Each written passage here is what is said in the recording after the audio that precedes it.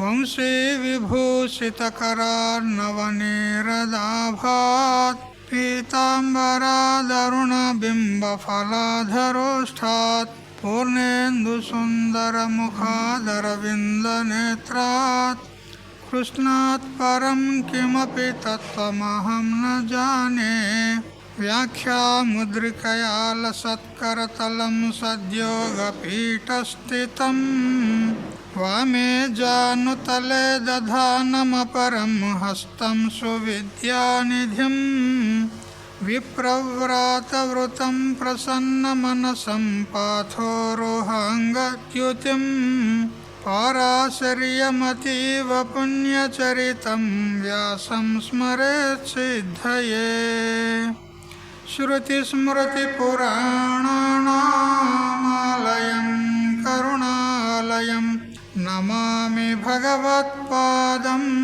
शङ्करं लोकशङ्करम् ईश्वरो गुरुरात्मेति मूर्तिभेदविभागिने व्योमवद्व्याप्तदेहाय दक्षिणामूर्तये नमः। युक्ताहारविहाराय विविक्तस्थलवासिने मलयाळयतीन्द्राय ब्रह्मनिष्ठाय ते नमः। गीता भागवताद्वैत तत्त्वामृतस्वरूपिणे गण्डीक्षेत्रनिवासाय रामकृष्णाय ते नमः। ॐ पूर्णमदः पूर्णमिदं पूर्णात् पूर्णमुदच्यते पूर्णस्य पूर्णमादाय पूर्णमेवावशिष्यते। ॐ शान्ति शान्ति शान्तिः। స్వాంతపరికల్పిత బ్రహ్మాండాంతర్వర్తి సకల చరాచర ప్రాణికోట్ల యొక్క అసత్ జడ దుఃఖ మోహాత్మకమైనటువంటి సకల ఉపాధుల కంటే విలక్షణమై సత్ చిత్ ఆనంద రూపం చేత స్వయం ప్రకాశమానమై వెలుగొందుచున్నటువంటి ప్రత్యేక అభిన్న పరమాత్మకు సాష్టాంగ ప్రణమిల్లుతూ ఆత్మీయులారా, శ్రీమద్ భగవద్గీత 15వ అధ్యాయము పురుషోత్తమ ప్రాప్తి యోగంలో క్రమంగా 7 శ్లోకాల పర్యంతం తెలుసుకున్నాం. మమైవాంశో జీవలోకే జీవభూత సనాతనః మనశ్రేష్టాణీంద్రియాన్ని ప్రకృతిస్థాని కర్షతి. అనాది అయినటువంటి జంతుజాలం నందు నా అంశమే జీవాత్మయై ప్రకృతి సంబంధములైనటువంటి 5 జ్ఞానేంద్రియములు, 5 కర్మేంద్రియములు, 5 ప్రాణాలు, మనస్సు, బుద్ధి, చిత్తము, అహంకారం అంటే సంపూర్ణ సూక్ష్మ శరీరాన్ని ఆకర్షిస్తాడు అని చెప్పుకున్నాం. కొంతమంది వర్ణాశ్రమములే సనాతన ధర్మమని ప్రచారం చేసేవారు శాస్త్రానికి వ్యతిరేకంగా పోతున్నారు అని అంటూ ఇక్కడ మలయాళ స్వాముల వారు చెప్తూ ఉన్నారు. భగవంతుడు ఉపదేశించినటువంటి సనాతనుడు అనేటువంటి ఏ పరబ్రహ్మ తత్వం ఉన్నదో దాన్ని విడిచిపెట్టి వర్ణాశ్రమాలే సనాతన ధర్మములు అని చెప్తూ ఉన్నారు. ఈ ధర్మాలు ఏవైతే ఉన్నాయో ఇవి జీవులు ఆయా దేశకాలాలకు అనుకూలంగా వాళ్ళు నియమించుకున్నటువంటి కొన్ని ఆచార విచారాలు. అవి కాలాంతరంలో మారవచ్చు. అవి సనాతనములు ఎలా అవుతాయి? సనాతనమైనటువంటి వస్తువు అయితే ఒకే ఒక వస్తువు ఉంది, అది పరబ్రహ్మ వస్తువు. దాన్ని వదిలి అనిత్యమైనటువంటి వర్ణాశ్రమ ధర్మాలను సనాతనములను చెప్పుట ఇది మన భారతదేశము ఇంతటి పతనావస్థకు దురవస్థకు చేరుకోవడానికి కారణమవుతుంది అన్నాడు. ఎందుకంటే ధర్మము అనేది ఏదైతే ఉందో అది ప్రతి దేశానికి, ప్రతి ఆచారానికి, ప్రతి వ్యక్తికి అది భిన్న భిన్నంగా ఉంటుంది. ఆ ధర్మమే సనాతనం కాదు, జీవులు ఏర్పరచుకున్నటువంటి ఒక నియమమే. అది పరిస్థితులను బట్టి, దేశకాలను బట్టి మారవచ్చు. అందువల్ల అది సనాతనమని అనిపించుకోదు.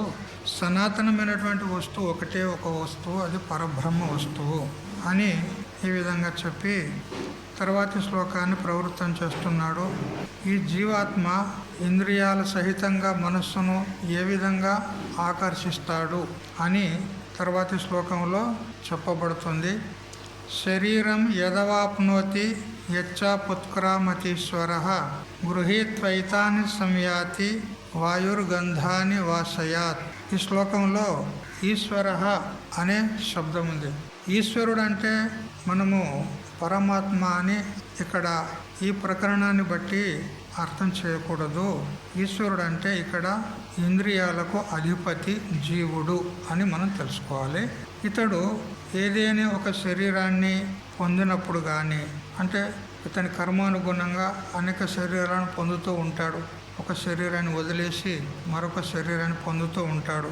అప్పుడు కానీ లేదా శరీరం నుంచి నిష్క్రమించేటప్పుడు కానీ అతడు ఈ ఇంద్రియాలను, మనస్సును మరి ఉపలక్షణంగా సూక్ష్మ శరీరాన్ని తన వెంట తీసుకొని వెళ్తాడు అని చెప్పింది ఉన్నది. ఏ విధంగా అంటే పుష్పాదుల నుండి వాయు సుగంధాన్ని ఏ విధంగా తీసుకెళ్తుందో ఆ విధంగా ఈ జీవుడు తన సంస్కారాలను, సూక్ష్మ శరీరాన్ని అంతటిని కూడా తీసుకొని వేరే శరీరంలోకి వెళ్తాడు. అయితే వాయువు సుగంధాన్ని తీసుకెళ్తుంది అని అంటారు. ఇక్కడ కొందరు శాస్త్రకారులు అంటారు సుగంధము పుష్పంలో నిత్య సంబద్ధమై ఉంటుంది, దానితో విడిపడదు కదా, మరి సుగంధము తీసుకొని ఎలా వెళ్తుంది వాయువు అని అంటారు.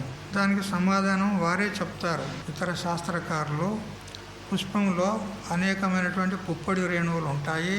ఆ రేణువులే గాలిలో ఎగిరిపోతూ ఉన్నప్పుడు ఏ జీవునికి ఆ సుగంధాన్ని ఆఘ్రాణించేటువంటి ప్రారంధం ఉందో వాని గ్రాణేంద్రియం దగ్గరికి చేరుస్తుంది వాయువు. అప్పుడు అతడు ఆ సుగంధాన్ని ఆఘ్రాణిస్తాడు అని చెప్పినందువల్ల ఇక్కడ సుగంధము అనే చోట ఆ పువ్వు యొక్క పరమాణువులను తీసుకొని వెళ్తుంది వాయువు అని ఇక్కడ గ్రహించాలి.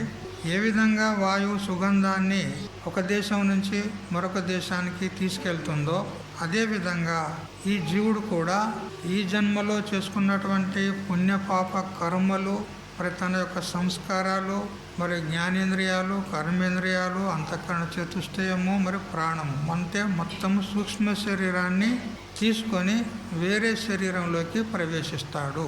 ఏ విధంగా అంటే బ్రహ్మసూత్రంలో ఒక దృష్టాంతం ఇచ్చాడు శంకరాచార్యుల వారు. ఒక జలుక అని ఒక పురుగు ఉంటుంది. ఆ పురుగు గడ్డి మీద తిరుగుతూ ఉంటుంది. అది గడ్డి మీద, ఆకుల మీద వెళ్తూ ఆ ఆకులను తినుకుంటూ ఒక ఆకు నుంచి మరొక ఆకుకు అది ప్రవేశిస్తుంది. ఏ విధంగా అంటే ఏ ఆకు మీదనైతే ఆ పురుగు ఉందో ఆ ఆకును తన యొక్క వెనుక కాళ్ళతోని గట్టిగా పట్టుకొని ముందు కాళ్ళతో వేరే ఆకును వెతుకుతూ ఉంటుంది. ఎప్పుడైతే ముందు వేరే ఆకు దొరికిందనుకోండి, అప్పుడు ఆ ఆకును గట్టిగా పట్టుకొని ఈ వెనుక ఉన్నటువంటి ఆకు పైన పెట్టినటువంటి కాళ్ళను వదిలేసి మళ్ళీ ముందు ఆకు మీద పెడుతుంది. అట్లా జీవుడు కూడా ఈ ఉన్న శరీరంలో ఉంటూ మరణావస్థలో, అంత్యావస్థలో అతనికి మనపటల ముందు కనపడుతుంది ఉత్తర జన్మ ఏది వస్తుంది. మనుష్య శరీరం వస్తుందా, పశు శరీరం వస్తుందా, పక్షి శరీరం వస్తుందా, దేవ శరీరం వస్తుందా, ఆ శరీరం అతనికి కనపడుతుంది. అప్పుడు ఆ శరీరాన్ని చూసుకొని ఈ శరీరాన్ని వదిలిపెట్టి ఆ శరీరంలో ప్రవేశం అవుతాడు.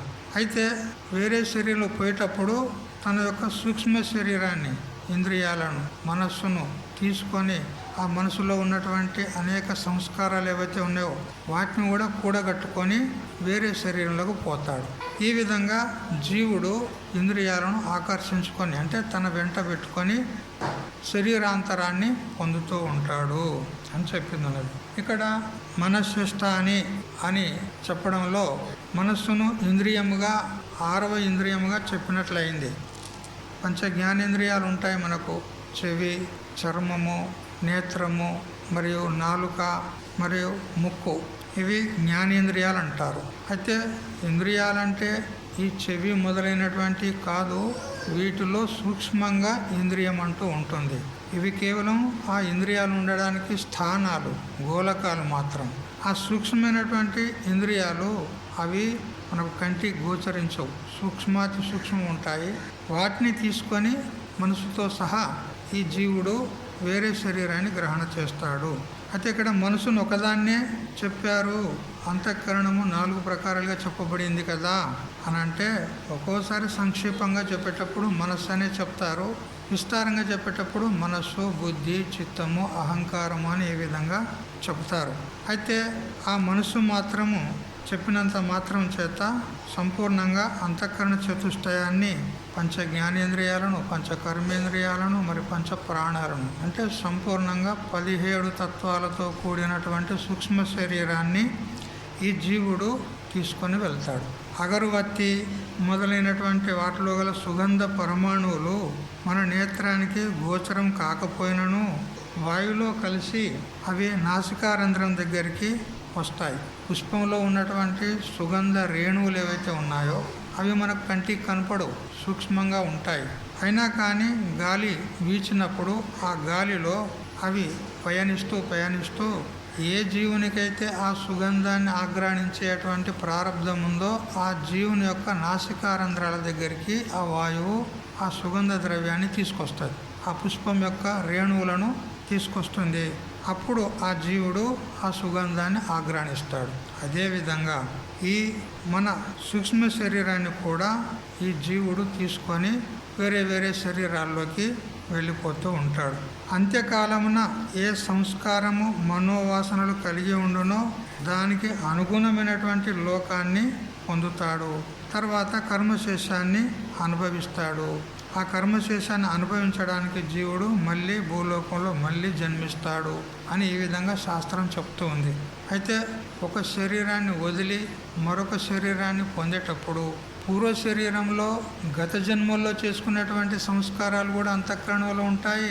ఇప్పుడు ఏ శరీరాన్ని అయితే వదిలిపెడుతున్నాడో ఆ శరీరం ద్వారా మరణావస్థ పర్యంతము జీవితకాలమంతా ఏ ఏ కర్మలు చేశాడో, మంచి కర్మలు కావచ్చు, చెడు కర్మలు కావచ్చు, పుణ్యకర్మలు కావచ్చు, పాపకర్మలు కావచ్చు, ఏవైనా కానీ ఆ కర్మల యొక్క సంస్కారాన్ని తన యొక్క అంతఃకరణలో సూక్ష్మ శరీరంలో ఇమిడించుకొని తీసుకెళ్తాడు. ఎందుకంటే ఏదైనా కర్మ చేశామంటే అది ఫలం ఇవ్వకుండా నష్టం కాదు. నా భుక్తం క్షీయతే కర్మ కల్పకోటి శతైరపి అవశ్యమేవ భక్తవ్యం కృతకర్మ శుభాశుభం అని అంటూ మనకు శాస్త్రం చెప్తుంది.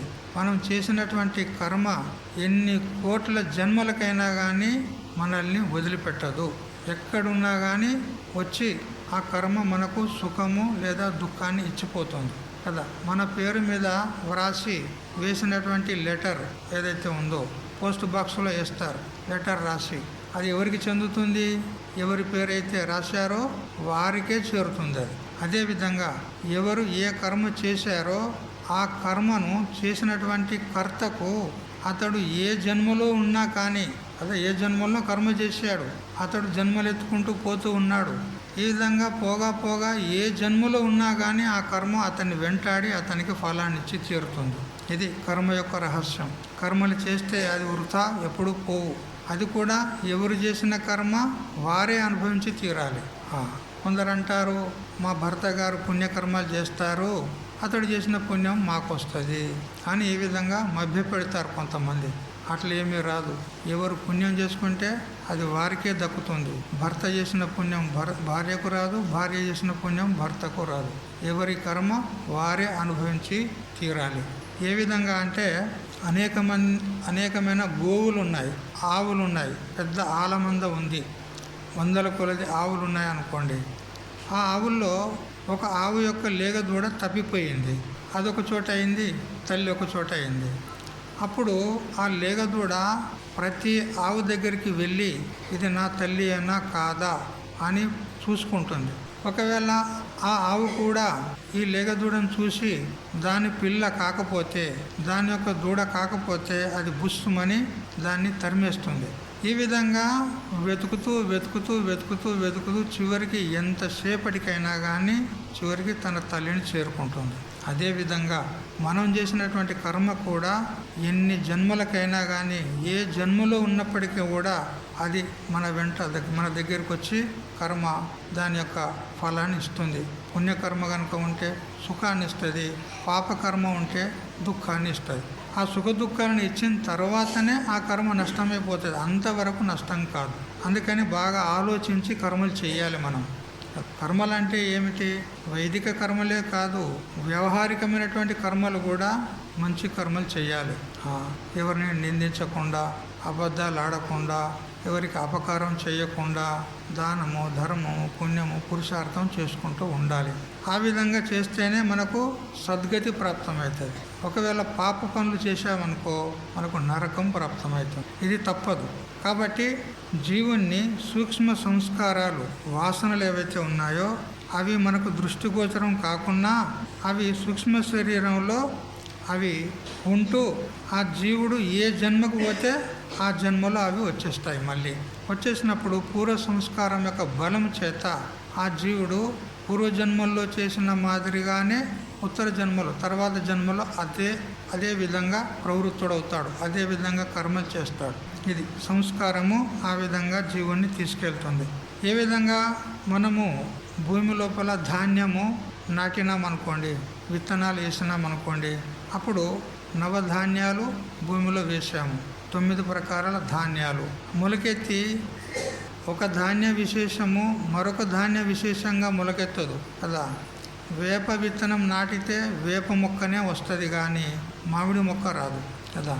నిమ్మ గింజ నాటినట్లయితే నిమ్మ మొక్కనే వస్తుంది కానీ మరొక మొక్క రాదు. మామిడి మొక్కను నాటితే మామిడి వృక్షమే వస్తుంది కానీ మరొకటి రాదు. అదేవిధంగా మనము ఇప్పుడు చేసినటువంటి కర్మలు ఏ ఉంటాయో మనం చేసినటువంటి కర్మానుగుణంగానే మనకు జన్మ వస్తుంది. పాపకర్మలు చేశారనుకో నీచ యోనులు ప్రాప్తమవుతాయి, పశుపక్షాది యోనులు జన్మలు ప్రాప్తమవుతాయి. పుణ్యం అధికంగా చేసుకున్నారనుకో దేవయోని ప్రాప్తమవుతుంది, దేవతా శరీరం ప్రాప్తమవుతుంది. పుణ్యపాప మిశ్రితమైనటువంటి కర్మ చేశారనుకో అప్పుడు మానవ జన్మ వస్తుంది. కాబట్టి కర్మానుగుణంగానే ఉత్తర జన్మ, తర్వాతి జన్మ ప్రాప్తమవుతుంది. కావున ప్రకృతి గుణముల రహితముగా పునర్చుకొని త్వరలో దైవ గుణాలను ఆశ్రయించి మనం పుణ్యకర్మలు చేసినట్లయితే మనకు సద్గతి ప్రాప్తమవుతుంది. బాగా విచారం చేసి మనం కర్మలు చేయాలి. ఏ కర్మ చేసినా కూడా విచారం చేసి చేయాలి. ఇది యోగ్యమైనటువంటి కర్మనేనా కాదా, శాస్త్రీయమైనటువంటి కర్మనేనా కాదా. అశాస్త్రీయమైనటువంటి కర్మ ఉన్నట్లయితే దాన్ని చేయకూడదు, పాపకర్మలు చేయకూడదు. అయితే ఎవరికైతే మోక్షమే కావాలనుకుంటారో అటువంటి వారు ఈ 3 గుణాలను కూడా అతిక్రమించి కేవలం ఆత్మచింతన చేస్తూ ఉండాలి. ఆత్మ అంటే ఎవరు, పరమాత్మ అంటే ఎవరు, ఈ జగత్తు యొక్క స్వరూపం ఏమిటి, దీనికి కారణం ఎవరు అని ఈ విధంగా ఆత్మచింతన చేసినట్లయితే ఆత్మజ్ఞానం కలుగుతుంది. ఆత్మజ్ఞానం చేత ముక్తులవుతారు. మోక్షం కావాలనుకుంటే ఆత్మజ్ఞానాన్ని సద్గురువుల ద్వారా సత్శాస్త్రాన్ని ఆశ్రయించి సంపాదించుకోవాలి. లేదా ఉచ్చనీచ జన్మలు కావాలనుకుంటే పుణ్యపాప కర్మలు చేస్తారు. ఇంకా వారికి చెప్పనవలసిన అవసరం లేదు. ఈ ప్రకారంగా 8వ శ్లోకానికి వ్యాఖ్యానం తెలుసుకున్నాము. తర్వాత 9వ శ్లోకం. శ్రోత్రం చక్షుస్పర్శనంచ రసనం ఘ్రాణమేవచ అధిష్ఠాయ మనశ్చాయం విషయాన్ ఉపసేవతే. ఈ జీవుడు, అయం అంటే ఇతడు, ఎవరు? ఈ జీవుడు శ్రోత్రం, చక్షు, స్పర్శం, రసనం, ఘ్రాణం ఏవచ. ఇప్పుడు మనం చెప్పుకున్న ప్రకారంగా 5 జ్ఞానేంద్రియాలు: శ్రోత్రేంద్రియము, త్వచేంద్రియము, చక్షురింద్రియము, రసనేంద్రియము, ఘ్రాణేంద్రియం. ఈ 5 ఇంద్రియాలు మరియు వీటితో పాటు మనహచ, మనస్సును కూడా అధిష్ఠాయ అంటే ఆశ్రయించి విషయాన్ ఉపసేవతే, విషయాలను అతడు సేవిస్తాడు, అనుభవిస్తాడు. అంతే కదా. మనము విషయాలను అనుభవిస్తున్నామంటే వేటి ద్వారా అనుభవిస్తున్నాం మనము కదా. మనం భోజనం చేస్తున్నాం, భోజనంలో రుచులు తెలుసుకుంటున్నాం. భోజనంలో ఎన్ని రుచులు ఉంటాయి? 7 రుచులు ఉంటాయి. మధుర, ఆమ్ల, లవణ, కటు, కషాయ, తిక్త అని తీపి, వగరు, చేదు మొదలైనటువంటి రుచులు ఉంటాయి. 6 రుచులు ఉంటాయి.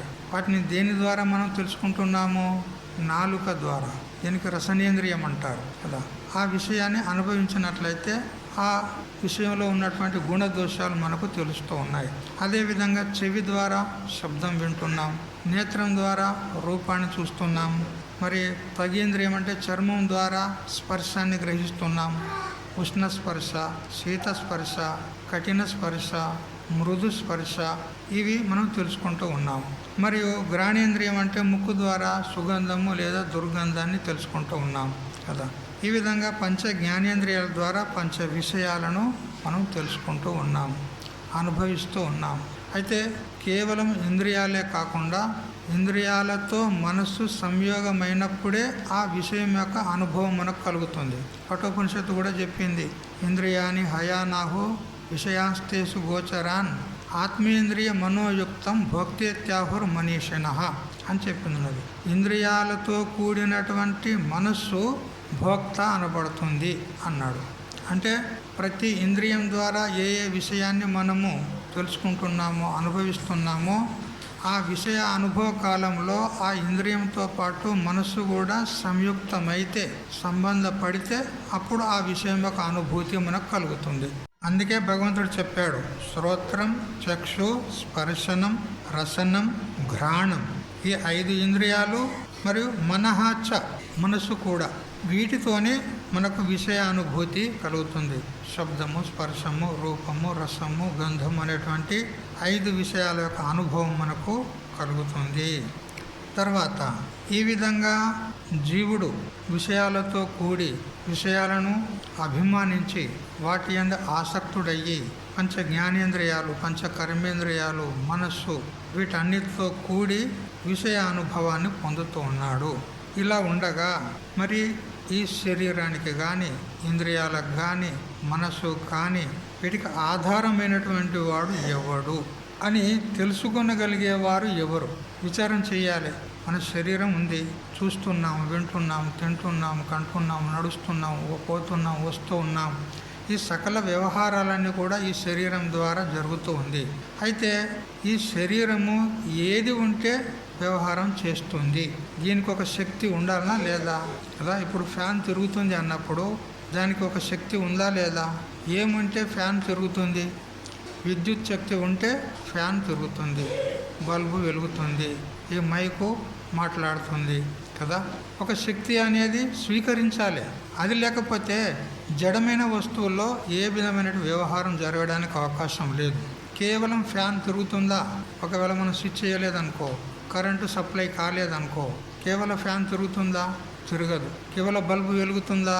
వెలుగదు. దానికి ఒక శక్తి అటాచ్మెంట్ ఉండాలి. ఏమిటి అది? విద్యుత్తు.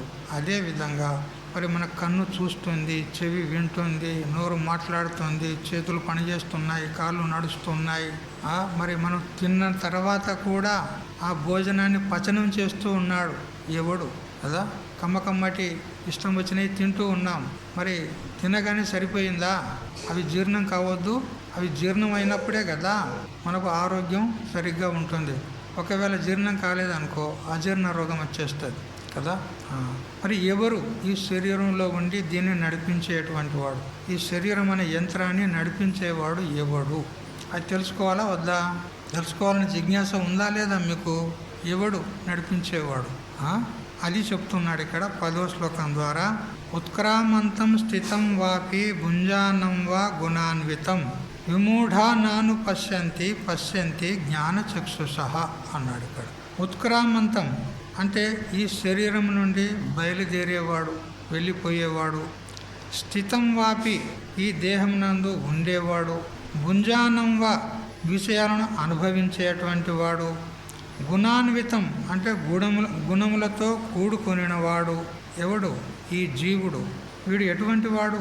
విమూఢాహ, వీనికి ఆత్మజ్ఞానం లేదు, మూఢుడు, మూర్ఖుడు అంటున్నాడు కదా. శరీరం నుంచి నిష్క్రమించి వేరే శరీరంలోకి వెళ్ళేవాడు వాడు జ్ఞాని అయితే వానికి శరీరం నుంచి వెళ్ళాల్సిన అవసరం లేదు. ఎందుకు? నతస్య ప్రాణాః ఉత్క్రామంతి బ్రహ్మ ఇవసన్ బ్రహ్మాప్యేతి అత్ర ఇవ సమవిలీయంతే అని మనకు శాస్త్రం చెప్తోంది.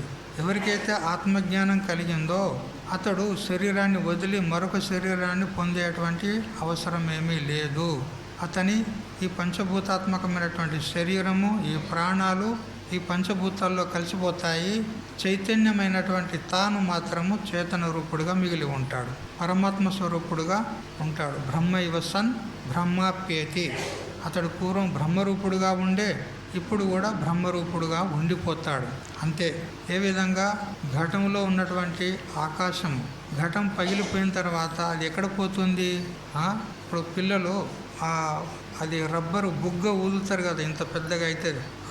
ఆ బుగ్గ ఊదుతారు కదా, ఆ బుగ్గలోకి గాలి ఊదితే అది ఇంత పెద్దగా అయింది కదా. ఇప్పుడు ఆ గాలిని ఎక్కడి నుంచి పంపించాడు? అక్కడ లోపలికి ఆ పిల్లవాడు ఎక్కడి నుంచి పంపించాడు?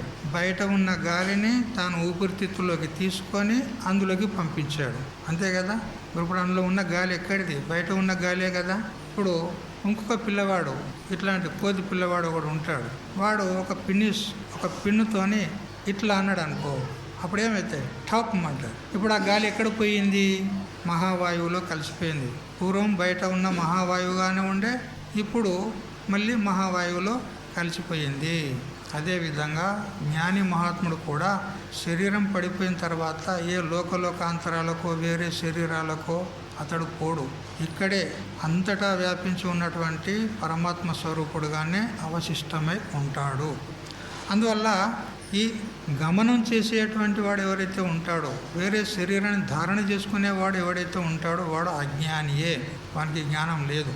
మరి ఈ శరీరంలో ఉండేవాడు కూడా జీవుడు, వాడు అజ్ఞానియే. మరి భోగాలను అనుభవించేవాడెవడు? వాడు జీవుడే, వాడు అజ్ఞానియే. ఎందుకనంటే ఆత్మజ్ఞానికి భోగశక్తియే ఉండదు, భోగాలను అనుభవించాలనే కోరికనే ఉండదు. మరి భోగాలను అనుభవిస్తున్నాడంటే కోరిక లేకుండా అనుభవిస్తున్నాడా? కోరిక ఉంది. కోరిక ఉంది అంటే వాడు ఆత్మజ్ఞాని కాదు, వాడు అజ్ఞాని. మరి 3 గుణాలతో కలిసి వాడు వ్యవహారం చేస్తున్నాడు. సత్వగుణం, రజోగుణం, తమో గుణం, 3 గుణాలతో కలిసి వ్యవహారం చేస్తూ ఉన్నాడు. ఇప్పుడు మనం సత్సంగం చేస్తున్న కాలంలో ఏ గుణం ప్రధానంగా ఉంది అంటే సత్వగుణం ప్రధానంగా ఉంది. మరి ఏదైనా పని చేసేటప్పుడు అప్పుడు ఏ గుణం ప్రధానంగా ఉంటుంది? రజోగుణం ప్రధానంగా ఉంటుంది. అందుకు రజకర్మణి భారత అని చెప్పిన ప్రకారంగా. మరియు పనులన్నీ కూడా తీర్చుకొని భోజనం చేసి పడుకున్నాం అనుకో, అప్పుడు ఏ గుణం వస్తుంది? తమో గుణం వస్తుంది, నిద్ర వస్తుంది, లేదా లేజినెస్ సోమరితనం వస్తుంది తమో గుణం ఉన్నప్పుడు. చూడు, 3 గుణాల్లో మనం ప్రతిరోజు తిరుగుతూ ఉన్నాం. మరి ఈ 3 గుణాలను అనుసరించి తిరిగేవాడు జ్ఞానియా అజ్ఞానియా? అజ్ఞానియే. అదే చెప్పినాడు ఇక్కడ. ఈ దేహం నుండి నిష్క్రమించేవాడు అజ్ఞాని, ఈ దేహంలో ఉన్నవాడు అజ్ఞాని, విషయాలను అనుభవించేవాడు అజ్ఞాని, ఈ 3 గుణాలతో సంబంధపడి వ్యవహరిస్తున్నటువంటి వాడు అజ్ఞానియే. ఈ నలుగురికి కూడా ఆత్మ తెలియబడదు. ఎందుకు? మనకి ఆత్మజ్ఞానమే లేదు. మరి ఎవరు తెలుసుకుంటారు? ఈ శరీరంలో ఉండి శరీరాన్ని నడిపించేటువంటి వాడు ఎవడు అని ఎవరు తెలుసుకుంటారు అంటే జ్ఞానచక్షుషః అన్నాడు శ్లోకంలో. జ్ఞానం అనేటువంటి నేత్రం కలిగినటువంటి వానికే ఆ ఆత్మ తెలియబడుతుంది. జ్ఞానం అనే నేత్రం అదొకటి ఉంటుందా స్వామీజీ? మనకు 2 నేత్రాలు ఉన్నాయి కదా. జ్ఞానం అనే నేత్రం 3ఒకటి ఉంటుందా? ఉంటుంది. జ్ఞాన నేత్రం అనేది ఒకటి ఉంటుంది. ఏ విధంగా ఆ శివునికి 3 నేత్రాలు ఉన్నాయా లేదా? త్రినేత్రుడు అంటామా లేదా? అతనికి 2 నేత్రాలు పోగా ఇంకొకటి అధికంగా ఉంది. ఏది? అది నుదుట ఉంటుంది. అది ఏదో చూపెట్టడానికి ఆ విధంగా బొమ్మలు గీస్తారు కానీ అట్లే ఉండదు. జ్ఞాననేత్రం అంటే మన హృదయంలో ఉంటుంది. జ్ఞానం అంటే తెలివి, తెలుసుకోవడం. ఏమని? ఈ శరీరంలో ఒక చైతన్యం అనేది ఒకటి ఉంది. ఆ చైతన్యం అనేది ఎవరో కాదు, నేనే అంతటా ఉన్నటువంటి చైతన్యాన్ని. ఈ శరీరంలో ఉన్నాను, బయట కూడా అంతటా వ్యాపించి ఉన్నాను. మరి ఇతర శరీరాల్లో కూడా ఉన్నాను, మరి వృక్షాదుల్లో కూడా ఉన్నాను, మరి ప్రతి జడమైనటువంటి రాయి రప్పలో కూడా నేను ఉన్నాను అని ఈ విధంగా తెలుసుకున్నటువంటి వాడు జ్ఞాని. ఆ విధంగా తెలుసుకోవడం అంటేనే జ్ఞానచక్షువు. అదే సుదర్శనము. సుష్టు దర్శనం అంటే చక్కగా తెలుసుకోవడమే అది సుదర్శనం అంటారు. ఈ విధంగా ఎవరైతే ఆత్మజ్ఞానాన్ని పొందుతారో అటువంటి వాడే ఈ దేహంలో ఉన్నటువంటి ఏ చైతన్యం ఉన్నదో, ఆత్మ చైతన్యం, బ్రహ్మ చైతన్యం ఉన్నదో దాన్ని తెలుసుకుంటాడు. అతడు జ్ఞాని, అతడు ముక్తుడవుతాడు. మిగతా వాళ్ళంతా కూడా బద్ధులే. అంటే ఇక ఒక్కొక్క శరీరాన్ని మార్చుకుంటూ వెళ్తూ ఉంటారు. ఈ శరీరం వదిలిన తర్వాత మరో శరీరం, అది తర్వాత ఇంకో శరీరం, దాని తర్వాత ఇంకో శరీరం, జన్మ జన్మల్లోకి పోతూ ఉంటాడు. పునరపి జననం, పునరపి మరణం, పునరపి జనని జఠరే శయనం. మళ్ళీ జన్మిస్తూ ఉంటాడు, మళ్ళీ పుడుతూ ఉంటాడు, మళ్ళీ మరణిస్తూ ఉంటాడు, పుడుతూ ఉంటాడు. ఇదన్నమాట. ఎంతవరకు మనకు ఆత్మజ్ఞానం కలుగదో అంతవరకు ఈ సంసార చక్రం తప్పదు. ఈ జన్మ మరణాలు తప్పవు, ఈ దుఃఖాలు తప్పవు కదా. ఎన్ని దుఃఖాలు ఉన్నాయి మనకు చెప్పండి, లెక్క పెట్టిన ఎవరన్నా? మనకి ఎన్ని దుఃఖాలు ఉన్నాయి? కోట్ల దుఃఖాలు ఉన్నాయి కదా. నీకు తెలిసిన కాడికి నీకున్న దుఃఖాలు ఉన్నాయి, మరొకరికి మరి వేరే దుఃఖాలు ఉంటాయి, మరొకరికి మరొక దుఃఖాలు ఉంటాయి, మరొకరికి మరి వేరే దుఃఖాలు ఉంటాయి. ఇట్లా అందరి దుఃఖాలను కలిస్తే కోట్లు ఉన్నాయి. కానీ అన్నిటినీ కలిపి శాస్త్రము, మహాత్ములు 3 తెగలుగా విభజించింది, 3 విధాలుగా విభజించింది.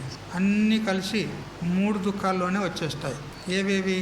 ఆధ్యాత్మిక దుఃఖాలు అంటే మన శరీరంలో ఉండేటువంటి దుఃఖాలు. మన శరీరంలో ఏమేమి ఉంటాయి? రోగాలు, నొప్పులు, అంతే కదా.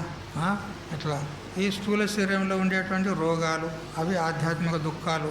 మరి మానసిక దుఃఖాలు కూడా ఉంటాయి కదా. శరీరం బాగానే ఉంటుంది కానీ మనస్తాపం ఉంటుంది. కొంతమందికి టెన్షన్ అంటారు కదా మీ భాషలో కదా, టెన్షన్ అంటారు.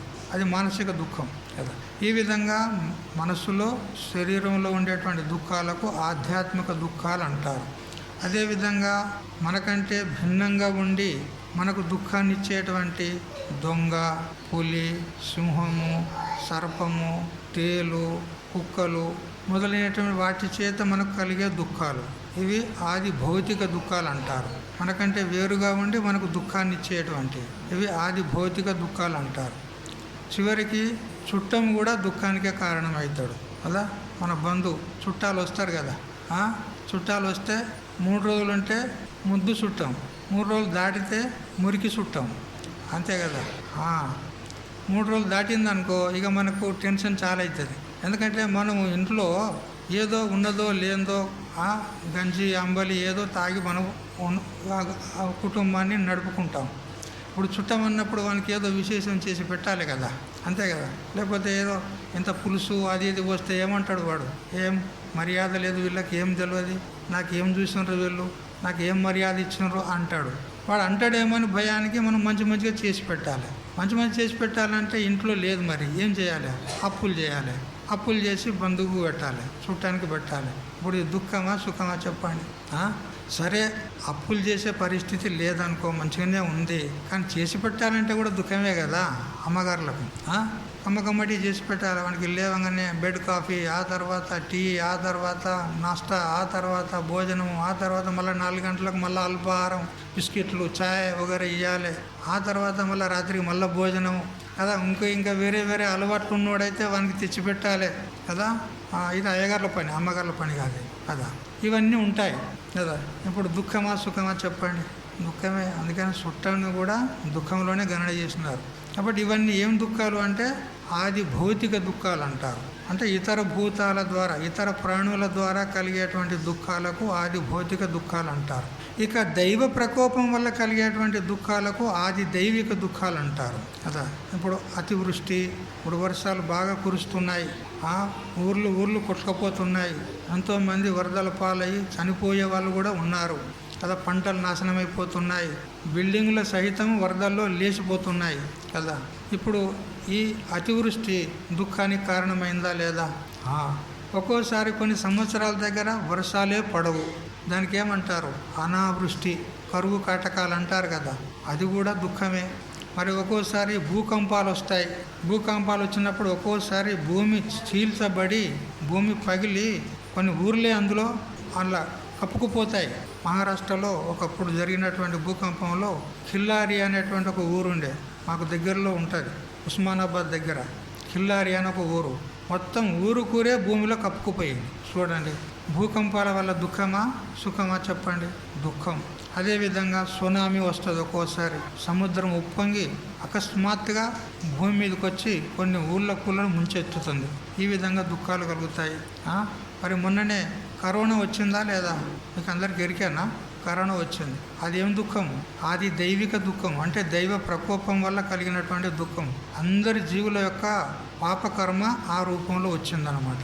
ఇలాంటివన్నీ కూడా దైవ ప్రకోపం వల్ల వచ్చేటువంటి దుఃఖాలకు ఆది దైవిక దుఃఖాలు అంటారు. చూడు, ఇవన్నీ కూడా దుఃఖాలు ఎవరికి కలుగుతాయి? మనకేనా కాదా? మరి మనకే కలుగుతున్నాయి. మరి మనకు దుఃఖాలు కావాలన్నా వద్దా? వద్దా? కావాలా? వద్దు. మరి వద్దంటే మరి ఎట్లా నివృత్తి అయితే, ఎట్లా పోతాయి ఆ దుఃఖాలు? జన్మ వచ్చిందంటే దుఃఖం చాలు, దుఃఖం స్టార్ట్ అవుతుంది అంతే. జన్మ దుఃఖం, జరా దుఃఖం, జాయా దుఃఖం, పునః పునః సంసార సాగరం దుఃఖం, తస్మాత్ జాగ్రత్త జాగ్రత్త కదా. జీవప్రబోధ శ్లోకాలు మనకు చెప్తూ ఉన్నాయి. జన్మించుట దుఃఖము, జర అంటే ముసలితనము దుఃఖము కదా, మరణించుట దుఃఖము, ఇక మధ్యలో వచ్చేటి ఇంకెన్ని ఉంటాయి కదా, అన్ని దుఃఖాలే దుఃఖాలు. జన్మకు వచ్చామనంటే దుఃఖాలే అంతే. కాబట్టి మరి మనకు దుఃఖాలు లేకుండా ఉండాలంటే జన్మకే రాకుండా ఉంటే బాగుంటుంది, జన్మించకుండా ఉంటేనే బాగుంటుంది. మరి జన్మించకుండా ఉండాలి అంటే, ఆ జన్మ రాహిత్య స్థితిని పొందాలి అంటే మనకు ఒకటే ఒక సాధనం ఉంది, ఒకటే ఒక ఉపాయం ఉంది. ఏమిటది? జ్ఞానం, ఆత్మజ్ఞానం. జ్ఞానం లేదుట కాదు, మనకు అనేక జ్ఞానాలు ఉన్నాయి. జ్ఞానం లేకుండానే మనం జీవిస్తున్నాం. ఏమి జ్ఞానం ఉంది కానీ ఆత్మజ్ఞానం లేదు. ఆ ఆత్మజ్ఞానాన్ని పొందితేనే కానీ ఈ దుఃఖాలన్నీ కూడా విడుపడతాయి, వాటి నుంచి మనకు ముక్తి కలుగుతుంది. అందుకని ఆత్మజ్ఞానమే శ్రేష్టమైనటువంటిది. అటువంటి జ్ఞానచక్షువునే మనం సంపాదించుకోవాలి. అట్లు కాకుండా ఇంకా ప్రపంచంలోనే మనం ఒకవేళ ప్రవృత్తులమైనామనుకోండి, ఇక జన్మ మరణ రూప సంసారం మనకు తప్పదు. చూసారా, ఒక రాజు ఉండేవాడు. ఆ రాజు ఏనుగ మీద ఎక్కిపోతూ ఉన్నాడు. పూర్వకాలంలో ఏనుగుల మీద గుర్రాల మీద పోతుంటారు కదా. ఇప్పుడు అన్నీ మనకు కార్లు అయినాయి కదా, కార్లు బైకులు అయినాయి. అప్పుడు వెనకట ఏముండే? గుర్రాలు లేదా ఎడ్ల బండ్లు లేదా ఏనుగుల మీద పోయేవారు రాజులైతే. అయితే ఆ రాజు ఏనుగు మీద పోతూ ఉంటే ఆ ఏనుగు అది మదపుటి ఏనుగు, చాలా మత్తెక్కినటువంటి ఏనుగు అన్నమాట. అయితే పోతూ పోతూ ఉండగా అతనికి ఏదో ఒక పని నిమిత్తంతో ఆ ఏనుగు నుండి కిందికి దిగాడు ఆ రాజు. దిగగానే ఆ మదపుటి ఏనుగు ఈ రాజు వెంట పడింది. అతన్ని కాలు కింద వేసి తొక్కి చంపడానికి రాజు వెంట పడింది. అయ్యో, ఈ ఏనుగు నన్ను చంపుతుంది కదా అని పరుగులు తీస్తున్నాడు రాజు. అది అతని వెంట అది పరుగులు తీస్తుంది. ఇక ఇతడు పరిగెత్తుతున్నాడు ఆయన వెంట. ఆ ఏనుగు కూడా పరిగెత్తుతూ ఉంటుంది. ఇట్లా పోను పోను పోను పోను ఒక పెద్ద అరణ్యంలోకి వెళ్ళిపోయారు.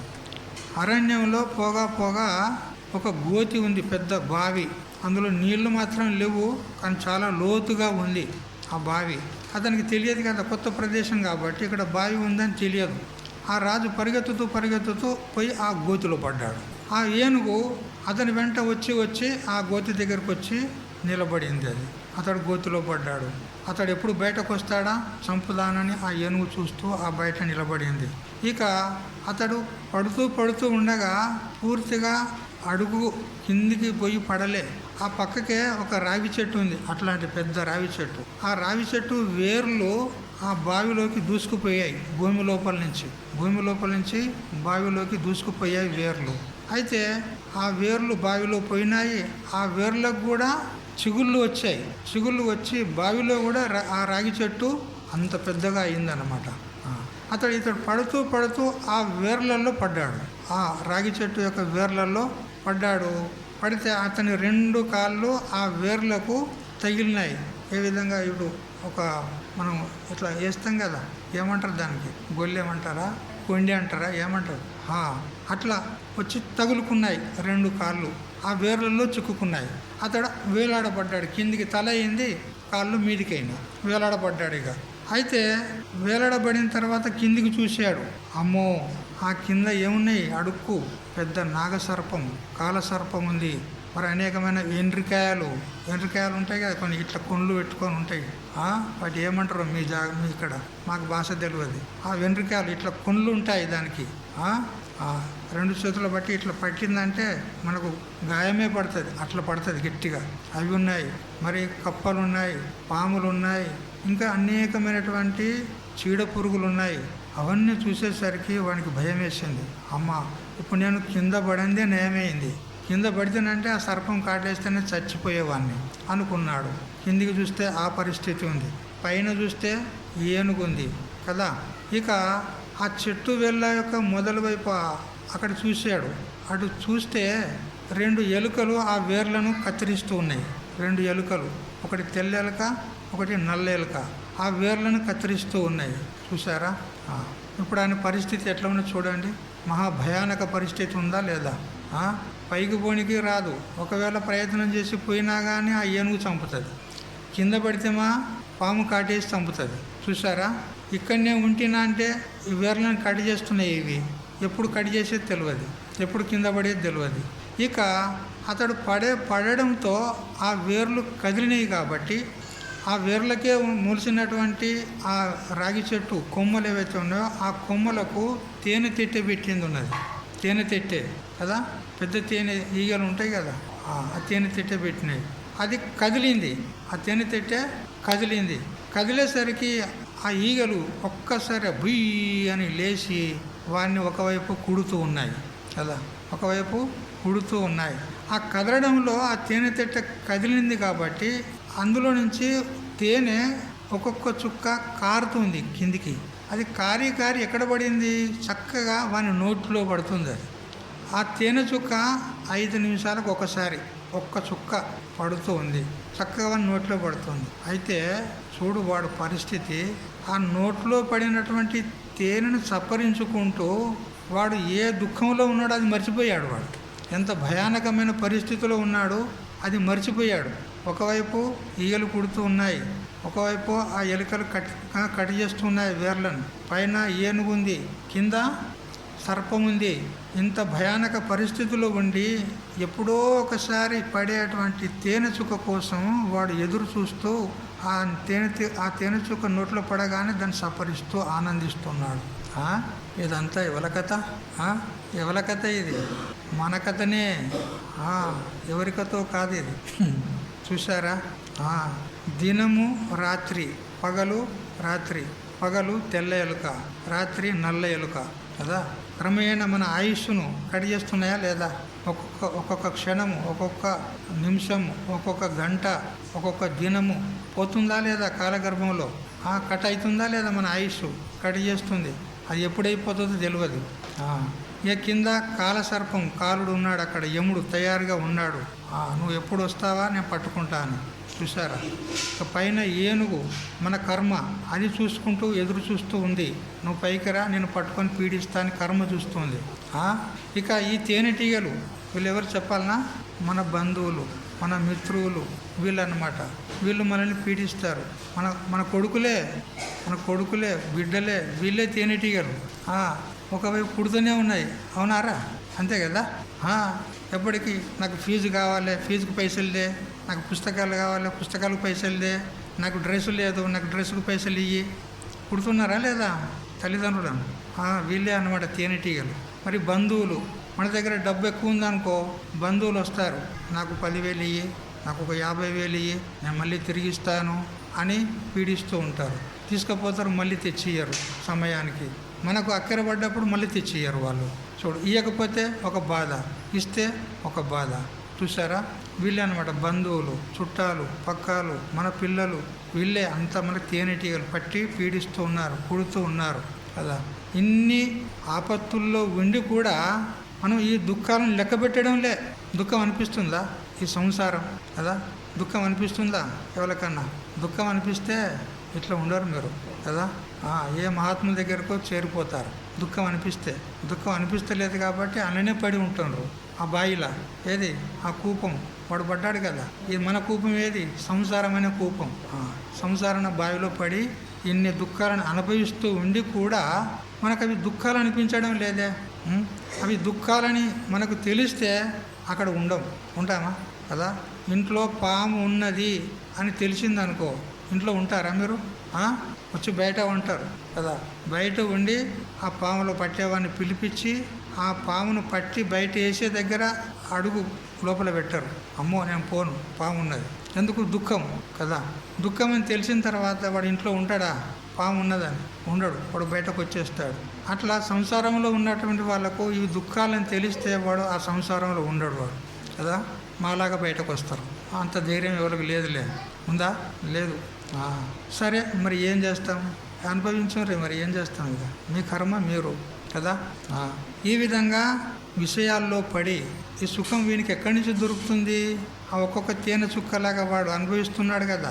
మరి ఈ జీవుడు, ఈ సంసారంలో ఉన్న జీవుడు ఆ సుఖాలు ఏమి అనుభవిస్తున్నాడు అంటే ఇప్పుడు మనం చెప్పుకున్నాం కదా, శబ్ద, స్పర్శ, రూప, రస, గంధ అనేటువంటి విషయాల్లో తగులుకొని ఏదో క్షణిక సుఖాన్ని అనుభవిస్తూ వీడు దుఃఖాలనే మర్చిపోయి ఆ సుఖం కోసమే పాకులాడుతూ ఉన్నాడు.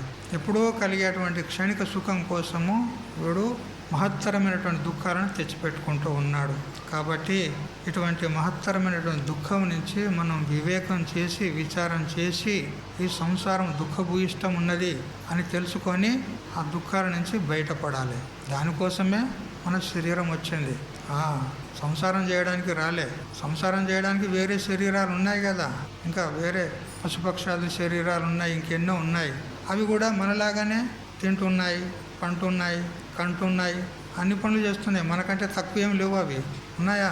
ఏం తక్కువ ఏం లేవు, మనకంటే ఇంకా మంచిగా ఉన్నాయి అవే. అయితే ఈ సంసారం చేయడానికి మన శరీరం రాలేదు. కేవలం మనం ఎవరము, నేను ఎవరిని అని తెలుసుకోవడానికి శరీరం వచ్చింది. అందుకని మరి వచ్చిన పని పూర్తి చేసుకుంటే మన జన్మ సార్థకమవుతుంది, లేకపోతే నిరర్థకం అయిపోతుంది, వ్యర్థమైపోతుంది. మళ్ళీ పూర్వంలాగా జన్మలు ఎత్తుకుంటూ పోవాల్సిందే, అంతే. పునరపి జననం పునరపి మరణం బస్.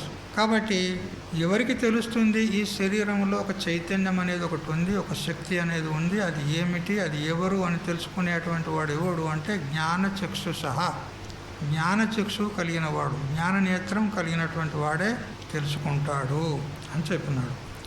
బాహ్య దృష్టి గలవారికి ఆత్మదర్శనము కాదు. ఎందుకంటే ఆత్మదర్శనం కావాలంటే బయట చూస్తే ఎక్కడ కనపడదు ఆత్మ. బయట చూడడానికి ప్రయత్నం చేయకండి, మనకు లోననే దర్శనం అవుతుంది. లోనికే వెళ్ళాలి. సకల విషయాల నుండి మన మనస్సును వెనక్కి తింపి ఆత్మోన్ముఖం చేసినప్పుడే, ఏకాగ్రం చేసి ఆత్మచింతన చేస్తున్నప్పుడే ఆ ఆత్మ యొక్క దర్శనం అవుతుంది. బయట ఎక్కడ మనకు ఆత్మదర్శనం కాదు. అందుకని బహిర్దృష్టి కలటి వారికి ఆత్మదర్శనం కాదు.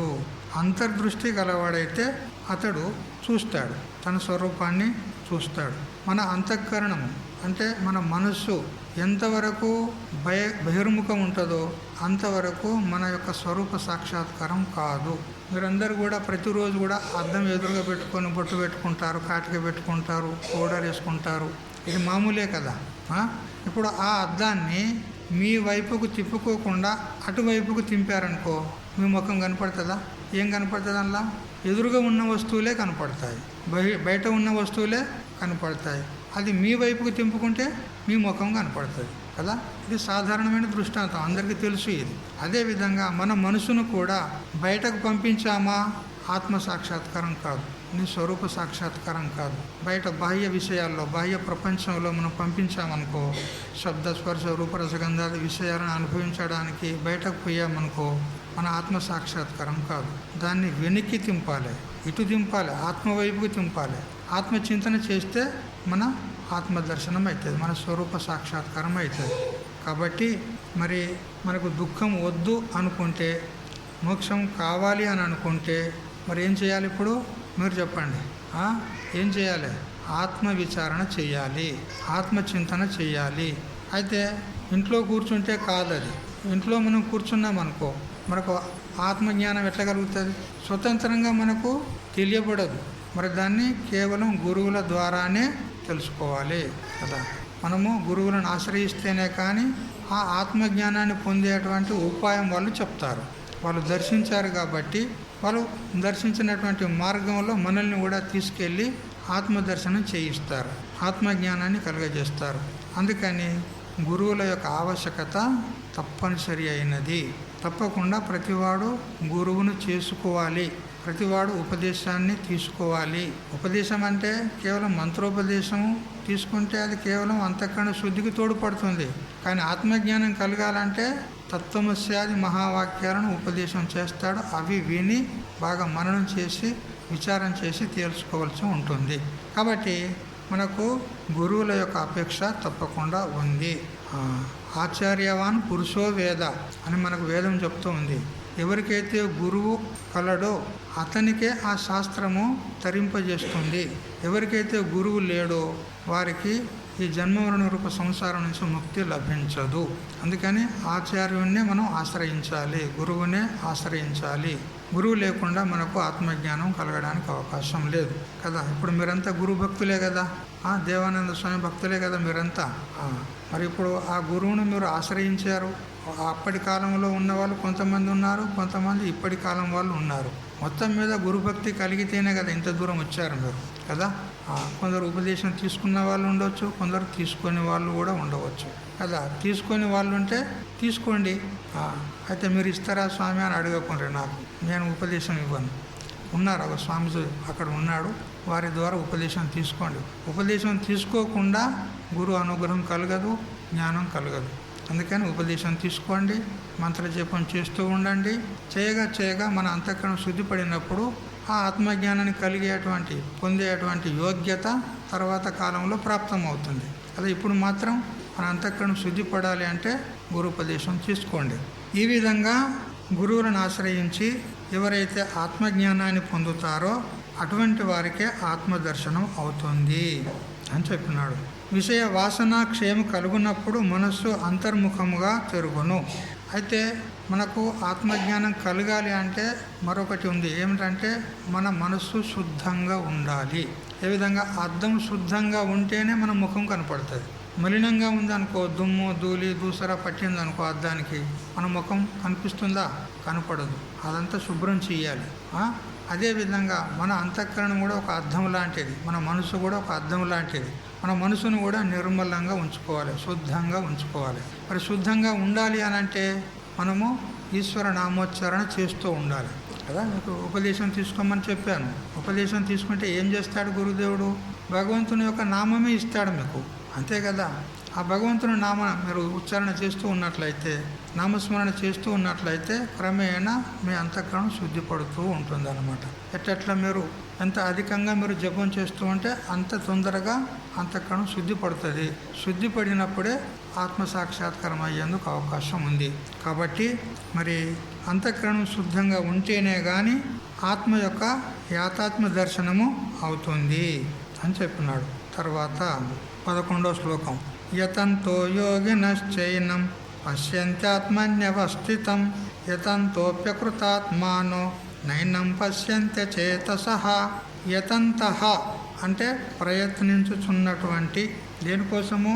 జ్ఞానం కోసం, జ్ఞానసిద్ధి కోసం ఎవరైతే ప్రయత్నం చేస్తూ ఉంటారో, యోగినః చ ధ్యానయోగానుష్ఠాన పరులు కూడా ఆత్మని అవస్థితం అంటే తన యందు ఉన్నటువంటి ఏనం ఈ ఆత్మను అంటే తన స్వరూపాన్ని పశ్యంతి. చూడు, జ్ఞానసిద్ధి కోసం ప్రయత్నించేవారు కానీ లేదా ధ్యానం చేస్తున్నటువంటి వారు కానీ ఈ తన స్వరూపాన్ని దర్శించుకున్నటకు అర్హులు, యోగ్యులు, సమర్థులు అవుతారు.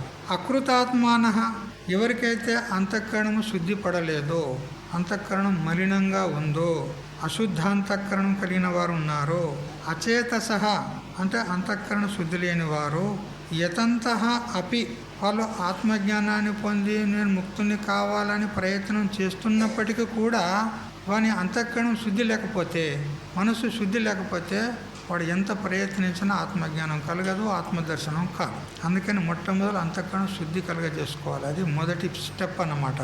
మోక్షాపేక్ష కలిగి ప్రయత్నం చేస్తూ ఉన్నప్పటికీ కూడా ఏవం నా పశ్యంతి ఈ ఆత్మను తెలుసుకోజాలరు. ఎవరు? అంతఃకరణం శుద్ధి లేనివారు, అంతఃకరణము నిర్మలంగా లేనివారు ఆత్మదర్శనానికి అర్హులు కాదు. మరి ఎవరు అర్హులు అంటే అంతఃకరణం ఎవరికైతే శుద్ధంగా ఉందో, మనసు ఎవరికైతే నిర్మలంగా ఉందో అటువంటి వారే ప్రయత్నం చేసినట్లయితే ఆత్మజ్ఞానం ద్వారా వాళ్ళు ముక్తులు అవటానికి అవకాశం ఉంది. చూసారా? ఆత్మశుద్ధి గల వారికి ఆత్మదర్శనము కలుగును కదా. అట్లు ఆత్మశుద్ధి కొరకు ప్రయత్నం చేయక శాస్త్ర విచారణ మాత్రము చేసుకొని నిర్విషయత్వమును పొందిన వారు యత్నించినప్పటికీ కూడా ఆత్మసాక్షాత్కార జ్ఞానము కలుగదు. అంతఃకరణాన్ని శుద్ధి పొందకుండా, మనసును నిర్మలం చేసుకోకుండా శాస్త్ర విచారణ చేసినప్పటికీ అతనికి ఆత్మజ్ఞానం కలగదు. విచారణ చేస్తూ ఉన్నాడు, గురువులను కూడా ఆశ్రయించాడు, గురువులు కూడా యోగ్యులు ఉన్నారు, శ్రోత్రియుడు బ్రహ్మనిష్ఠుడు ఉన్నాడు గురువు, మరి చక్కటి వేదాంత శాస్త్రం కూడా ప్రాప్తమయ్యింది. కానీ అంతఃకరణ శుద్ధి లేకపోతే ఎంత ప్రయత్నం చేసినా ఆత్మజ్ఞానం కలగదు. లేక వేషములు పేర్లు మార్చుకొని సంచరించు వారును, వేదాంతం మాత్రము చదివి ఇంద్రియ నిగ్రహం లేని వారును బ్రహ్మమును తెలుసుకొనజాలరు. చూడు, లోకంలో కూడా ఇప్పుడైతే మనమైతే ప్రపంచంలో ఉన్నాం. ప్రపంచంలో ఉన్నప్పుడు అనేక మందితో మనకు సంపర్కం ఏర్పడుతుంది. కొంతమంది వేషాలు వేసుకొని మీ ఎదురు వస్తారు, మేము గురువులో ఉన్నాము, మేము మహాజ్ఞానులో ఉన్నాము అని చెప్పుకునేవారు కూడా ఉంటారు. కానీ వేషాన్ని చూసి మాత్రం మోసపోకండి అని చెప్తున్నాడు ఇక్కడ మలయాళ స్వాముల వారు. వేదాంత వాక్యాలు కూడా చెప్తారు, భలే వేదాంతం చెప్తారు, కానీ లోన విషయ వాసన మాత్రం పోలేదు, ఇంద్రియ నిగ్రహం అనేది లేదు. అభక్ష భక్షణము, అపీయపానము అంటే తినరంది తింటారు, తాగరంది తాగుతారు, మరి వేదాంతం చెప్తారు. అటువంటి వాళ్ళ పట్ల మీరు జాగ్రత్తగా ఉండాలి. వంచన మాటలు చెప్పి మోసం చేసేవాళ్ళు, డబ్బులు లాగేవాళ్ళు, ఉపదేశం ఇస్తాము, అది చేస్తాము, ఇది చేస్తాము అని చెప్పేవాళ్ళు కూడా ఉంటారు. మరి మీరు కొంచెం జాగ్రత్తగా ఉండాలి. ఉదర నిమిత్తం బహుకృత వేష అని శంకరాచార్యులు చెప్పిన ప్రకారంగా వాళ్ళు పొట్ట కోసం ఎన్నో వేషాలు వేస్తూ ఉంటారు, మందిని మోసం చేస్తూ ఉంటారు. కానీ మనం కూడా జాగ్రత్తగా ఉండాలి. అతడు శ్రోత్రియుడు, బ్రహ్మనిష్ఠుడు, మరి దయామయుడు, ఇంద్రియ నిగ్రహము, మనో నిగ్రహము కలిగి ఉన్నాడా లేదా, దైవీ సంపత్తితో కూడుకొని ఉన్నాడా లేదా అని మనం బాగా గమనించాలి, పరీక్షించుకోవాలి. పరీక్షించుకున్న తర్వాతనే అతన్ని ఒకవేళ మనకు నచ్చితే గురువుగా భావించవచ్చు. లేకపోతే మాత్రం తొందరపడి మోసపోరాదు. జాగ్రత్త, మీరందరికీ చెప్తున్నాము కదా. మీరు కుమ్మరి వాని దగ్గరికి వెళ్ళి కుండలు తీసుకుంటారు, వాడు ఇచ్చిందల్లా తీసుకొచ్చుకుంటారా? దాన్ని మీరు ఏమైనా చూస్తారా? వాడు ఇచ్చిందే తెచ్చుకుంటారా? అటువంటి వాళ్ళేనా మీరంతా? చేతిలో పట్టుకొని టకా టకా కొట్టి చూస్తాము, అంతేనా లేదా? వాడు ఇచ్చిందే పట్టుకొస్తారా? తీసుకొచ్చుకుంటారా? చేతిలో ఇలా పట్టుకొని ఇట్లా కొట్టి చూస్తాం దాన్ని. అప్పుడు ఏ విధంగా సప్పుడు వస్తే అది మంచిది, ఏ విధంగా సప్పుడు వస్తే మంచిది కాదు మీరు చెప్పాలి. ఖన్ ఖన్ అని సప్పుడు వస్తే అది మంచిది, కుండ చాలా బాగుంది. లేకపోతే బొక్ బొక్ బొక్ అని సప్పుడు వచ్చింది అనుకో, అది ఎక్కడో చీరింది, పర్యబట్టింది, దాన్ని పక్కకు పెడతారు కదా. ఒక కుండను మనం ఖరీదు చేయడానికి పరీక్ష చేస్తున్నారా లేదా? అట్లా గురువుని చేసుకోవడానికి పరీక్ష చేస్తారా లేదా? మీరు గురువును పరీక్షించుకుంటారా లేదా కదా? ఇప్పుడు చీరలు ఖరీదు చేయడానికి వెళ్తారు, షాప్కి వెళ్తారు, అలా చూస్తారండి. మనకు నచ్చిన చీరే ఒకటి సెలెక్ట్ చేస్తారు. సెలెక్ట్ అయిన తర్వాత కూడా దాన్ని అంతా విప్పి చూస్తారు. షాప్ పడుతుంది అక్కడక్కడ, కొన్ని పోగులు లేకుండా ఉంటుంది కదా, కొన్ని పోగులు ఉండే నడమ అది కూడా చూస్తారు. బాగా చూస్తారా లేదా?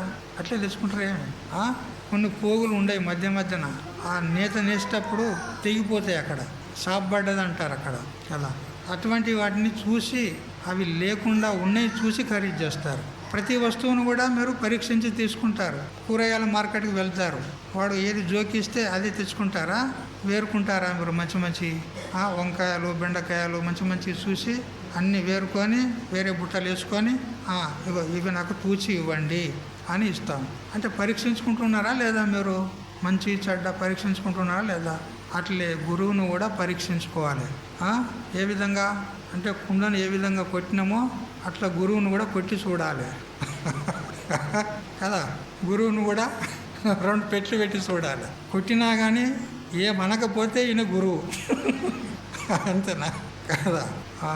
అట్లే జరిగింది ఒక చోట. ఇది జరిగిన ఘటన. శ్రీ విచార సాగరం అనేటువంటి ఒక మహత్తరమైనటువంటి వేదాంత గ్రంథాన్ని రాసినటువంటి వాడు శ్రీ సాధు నిశ్చల్దాస్ స్వామీజీ, మహామేధావి కదా. అయితే ఆయన పేరు ఒక పోలీస్ ఇన్స్పెక్టర్ విన్నాడు. ఆ ఇన్స్పెక్టర్ పని చేసినా కానీ ఆయన కొంచెం అధ్యాత్మ సంస్కారం ఉంది కాబట్టి ఆత్మజ్ఞానాన్ని పొందాలి అనేటువంటి జిజ్ఞాస కలిగింది అతనికి. మరి ఆత్మజ్ఞానాన్ని ఎవరు బోధిస్తారు అని శోధన చేశాడు. అక్కడక్కడ అనేక ఊర్లలో, అనేక దేశాల్లో శోధన చేశాడు.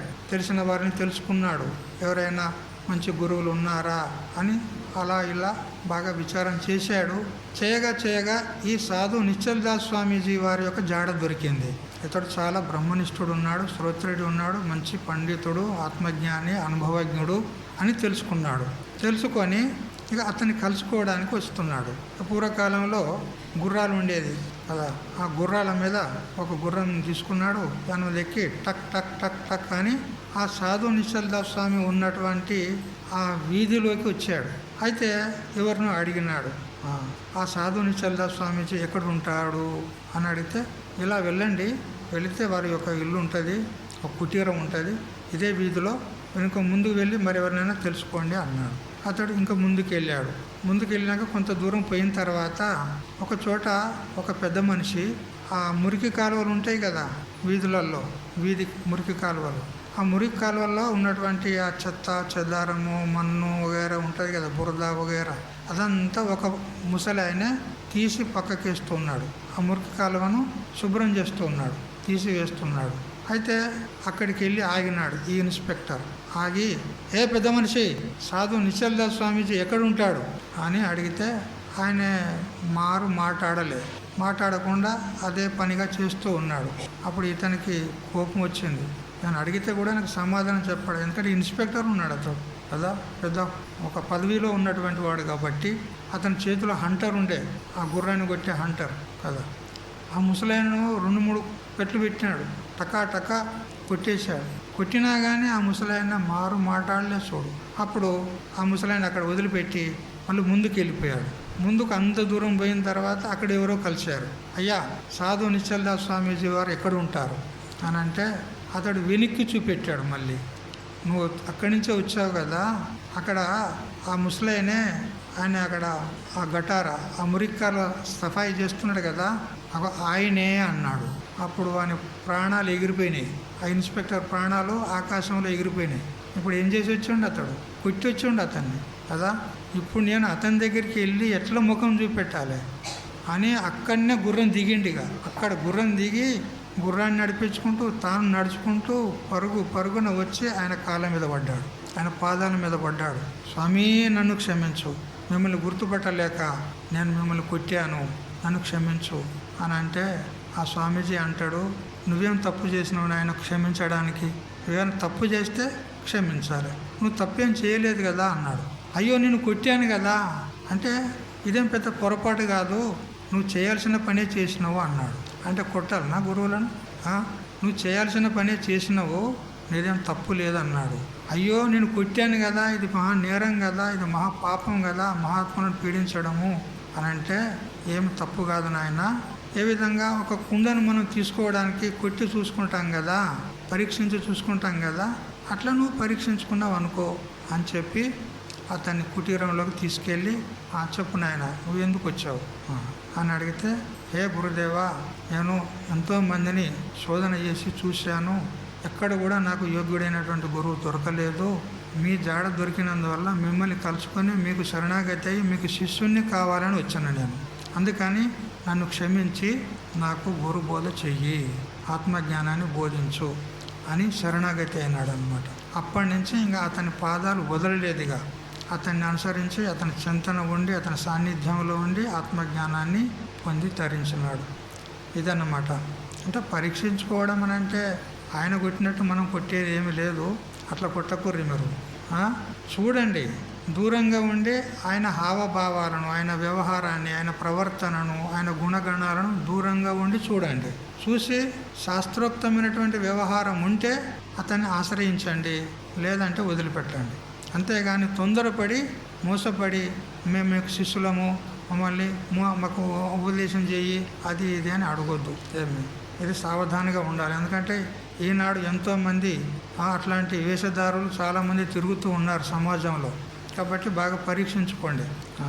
గురవో బహవస్సంతి శిష్య విత్తాపహారకాహ తమేకం దుర్లభం మన్యే శిష్య వృత్తాపహారకాహ అని చెప్పింది ఉన్నది. శిష్యుల యొక్క జేబులు ఖాళీ చేసేవాళ్ళు చాలామంది గురువులు ఉన్నారు. వీధి వీధిలో ఉన్నారు, గల్లి గల్లికి ఉన్నారు, ఊరు ఊరికి ఉన్నారు. కానీ శిష్యుల యొక్క హృదయ తాపాన్ని పోగొట్టేటువంటి గురువులు ఎక్కడో ఒకరు, చాలా విరళం అంటారు, చాలా అరుదు. అటువంటి గురువులను మనం వెతికి పట్టుకోవాలి, తెలుసుకోవాలి. ఆచూకీ తెలుసుకొని వారిని దూరంగా ఉండి పరీక్షించుకోవాలి. లేదా వారి సాన్నిధ్యంలో ఉన్నటువంటి వారిని మనము తెలుసుకోవాలి. అతని సాన్నిధ్యంలో ఉండేవారు ఉంటారు కదా, కొంతమంది శిష్యులు, భక్తులు వగైరా ఉంటారు. వాళ్ళ ద్వారా మనం తెలుసుకోవాలి అతడు ఎలా ఉంటాడు, ఎలా ప్రవర్తిస్తాడు, ఆయన గుణగణాలు ఏమిటి, ఆయన అలవాట్లు ఏమిటి అన్నీ తెలుసుకున్న తర్వాత శాస్త్రోక్త ప్రకారమైనటువంటి ప్రవర్తన ఉంటే అతన్ని మనం ఆశ్రయించవచ్చు. ఈ విధంగా గురువులను ఆశ్రయించాలి అని చెప్పింది ఉన్నది. అయితే గురువులు ఎంతోమంది ఉంటారు, గురువుల లాగానే ఉంటారు, కానీ గురువులు కాదు. అది సమయం, ప్రసంగం వచ్చినప్పుడు తెలుస్తుంది. ఇక్కడ మలయాళ స్వాముల వారు చెప్తారు, హంస శుక్లోబక శుక్ల ఓ భేదోబక హంసయో నీరక్షీర విభాగేతు హంసో హంస బకోబక. హంస పక్షి మరియు కొంగ రెండు తెల్లగానే ఉంటాయి, చూడడానికి ఒకే మాదిరిగా కనపడతాయి. కానీ అందులో ఏది హంస ఏది కొంగ అది తెలియాలంటే నీళ్లు కలిపినటువంటి పాలను ముందు పెట్టాలి. నీళ్లు కలిపిన పాలను ముందు పెడితే హంసపక్షి అయితే ఆ నీటిని వదిలేసి కేవలం పాలను మాత్రం గ్రహిస్తుంది. కొంగ అయితే పాలను నీటిని అన్నిటిని తాగుతుంది. అప్పుడు తెలుస్తుంది అన్నమాట. వేరు చేస్తే అది హంస లేకపోతే కొంగ అని తెలుసుకోవాలి. అట్లా ప్రసంగాన్ని బట్టి మనకు తెలుస్తుంది అతడు శ్రోత్రియుడా, బ్రహ్మనిష్ఠుడా కాదా, మంచి సదాచార సంపన్నుడే అన్నా, శాస్త్రజ్ఞుడే అన్నా, దయామయుడే అన్నా, దైవీ సంపత్తి కలవాడే అన్నా అని మనము కొంచెము పరీక్షించుకుంటే తెలుస్తుంది. మలయాళ స్వాముల వారి యొక్క జీవిత చరిత్రలో ఒక ఘటన జరిగింది. ఇట్లే ఒక గురువు వచ్చాడు వాళ్ళ ఊరికి. ఆ ఊరు ప్రజలందరూ కూడా అతనికి ఎంతో గౌరవించి సత్కారపూర్వకంగా ఆదరించి అతనికి ఒక చిన్న కుటీరం వేసి, గురువుగారు మరి ఇక్కడ ఉండండి, మాకందరికీ ఆత్మజ్ఞానాన్ని బోధించండి, మాకు ఉపదేశం ఇవ్వండి అని చెప్పి అతని కుటీరం వేసి అన్ని సదుపాయాలు ఏర్పాటు చేశారు. చక్కటి భోజన వ్యవహారాలు ఇంకా ఏమేమి కావాలో అన్ని సదుపాయాలు చేస్తూ ఉన్నారు. అయితే ఆ గురువు గారు ప్రతిరోజు 108 మందికి గంగా జలాన్ని ఇస్తాడు తీర్థ రూపంలో. 108 మందికి ప్రతిరోజు, ఎక్కువ మందికి కాదు, 108 మందికి గంగా తీర్థం ఇస్తాడు. ఇక ఇది తెలిసినటువంటి భక్తులందరూ కూడా రోజు వస్తూ ఉన్నారు. ఒక పంక్తిలో లైన్లో నిలబడి ఒక్కొక్కరుగా ఆ గంగా జలం తీర్థాన్ని తీసుకుంటున్నారు. ఇక వారికి తోచినటువంటి ఏదో దక్షిణ తాంబూలాలు ఇస్తున్నారు, సమర్పించుకుంటున్నారు. ఇక మా జన్మ ధన్యమైంది అని భావించుకొని పోతూ ఉన్నారు. అయితే ఆ గంగా జలం ఎట్లా ఇస్తాడా అంటే తన రుద్రాక్షమాల ఉంటుంది కదా, ఈ రుద్రాక్షమాలను ఇట్లా పిండుతాడు. ఇట్లా పిండితే ఆ చేయి పట్టుకుంటాడు కదా ఆ భక్తుడు, ఆ చేతులు ఇట్లా పిండితే ఒక చుక్క 2 చుక్కలు ఆ జలం పడుతుంది. ఆ జలమే గంగా జలం. అది తీర్థంగా పుచ్చుకొని వాళ్ళు ధన్యులమని భావించుకొని వెళ్ళిపోతూ ఉంటారు. అయితే ఈ విషయము మలయాళ స్వామి చిన్నగా ఉన్నాడు. మామూలుగా అప్పటికి ఒక 10-12 ఏళ్ల వయస్సులో ఉంటాడు మలయాళ స్వాముల వారు. అతడు చూశాడు, ప్రతిరోజు కూడా తీర్థం ఇస్తున్నాడు, వాళ్ళు తీసుకొని పోతూ ఉన్నారు. ఇక అతనికి దక్షిణలు, తాంబూలాలు, కానుకలు, కట్నాలు వచ్చేదే వస్తూ ఉన్నాయి. ఇదంతా చూసి మలయాళ స్వామి వారికి డౌట్ వచ్చింది. ఏమిటి, రుద్రాక్షమాల అయితే గట్టిగా ఉంటుంది, ఇది పిండితే నీళ్ళు వెళ్తాయా? ఇప్పుడు మా దగ్గర రుద్రాక్షమాల ఉంది, ఇది పిండితే నీళ్ళు వస్తాయా? రావే. మరి ఆ రుద్రాక్షమాలలో నీళ్ళు వస్తున్నాయా అంటే అందులో ఏదో గూడు పుటాని ఉన్నది అని గమనించాడు. గమనించి మరి ఇప్పుడు ఆ రహస్యం ఎలా బయటపడాలి అని చెప్పి అతనికి శిష్యుడిగా చేరినాడు మలయాళ స్వామి. స్వామీజీ మీ సేవ చేసుకుంటా, నా జన్మ ధన్యం చేసుకుంటా, నన్ను నీ సేవకుడుగా స్వీకరించు అని అతనికి శరణాగతి అన్నాడు. శరణాగతి అయిన తర్వాత సరే ఉండు అన్నాడు. ఆ గురువు దగ్గర ఉంటున్నాడు. ఇదివరకే ఇంకో శిష్యుడు కూడా ఉన్నాడు అతని దగ్గర. ఈ మలయాళ స్వామి కంటే పూర్వం కూడా ఇంకా ఎంతోమంది శిష్యులు ఉన్నారు. అయితే ఒకరోజు అతడు 108 మందికి గంగా జలాన్ని ఇచ్చాడు తీర్థ రూపంలో. ఇక 108 మందికి పూర్తి కాగానే ఆ శిష్యుడు అంటాడనమాట, ఇదివరకున్న పెద్ద శిష్యుడు, ఇగో 108 మంది అయిపోయారు, మా గురువు గారు మరొకరికి తీర్థం ఇవ్వరు, ఈ రోజుకు ఇంత అయిపోయింది తీర్థం ఇచ్చేది, మళ్ళీ రేపు రండి అని చెప్పి ఆ తీర్థ ప్రసాదం ఇచ్చేది ఆపేసాడు. ఇక లోనికి వెళ్ళారు. కుటీరంలోకి వెళ్ళిన తర్వాత అంతలో ఒక భక్తుడు ఆ స్వామివారిని, స్వామీజీ మా ఇంటికి ప్రసాదం తీసుకోనికి రండి, భోజనానికి రండి అని బ్రతిమలాడాడు. బ్రతిమలాడితే సరే అని ఒప్పుకున్నాడు. అతడు ఆ భోజనానికి వెళ్ళిపోయాడు. అతనితో పాటు ఆ పెద్ద శిష్యుడు, ఇదివరకున్న పాత శిష్యుడు కూడా అతనితో పాటు వెళ్ళిపోయాడు. ఇక కుటీరంలో ఈ మలయాళ స్వామి ఉన్నాడు. ఈయన ఏం చేశాడు, ఆ గురువుగారి ఏ మాల అయితే ఉండెనో ఆ మాలను ఒక ఏమంటారు మీరు, పల్లెం అంటారా లేదా కంచం అంటారా, అందులో నీళ్లు పోసి ఆ నీళ్ళలో వేసాడు. ఈ మాలను నీళ్ళలో వేసి పెట్టాడు. అయితే ఆ గురువు గారు ఆ గురు శిష్యుడు ఇద్దరు వెళ్ళిపోగానే మలయాళ స్వామి ఆ మాల దగ్గరికి వెళ్ళి పట్టి చూశాడు. పట్టి చూస్తే ఏముంది, అది రబ్బర్ది ఉంది. రుద్రాక్ష మాల కాదు, రుద్రాక్షలాగా తయారు చేసి రబ్బరు రుద్రాక్షలు తయారు చేశారు. అది స్పంజ్ లాగా ఉంటుంది కాబట్టి అది నీటిని గుంజుకుంటుంది. అది ఓహో ఇదే ఆ సంగతి అనుకున్నాడు.